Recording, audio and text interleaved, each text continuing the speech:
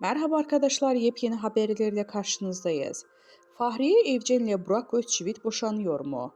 Instagram paylaşımı ayrılık iddialarına tetkiledi.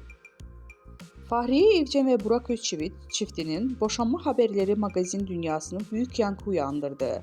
Evcen'in Instagram'daki son hareketi ayrılık söylentilerini alevlendirdi. Peki ünlü çiftin arasındaki bu iddialar doğru mu? İşte merak edilen ayrıntılar. Fahriye Evcen Instagram hesabının profil kısmında soyadının Özçivit olarak güncellemeyi bir süredir kaldırdı. Bu hareket ayrılık söylentilerini tetkiledi ve takipçileri arasında boşanıyorlar mı sorusunu gündeme getirdi.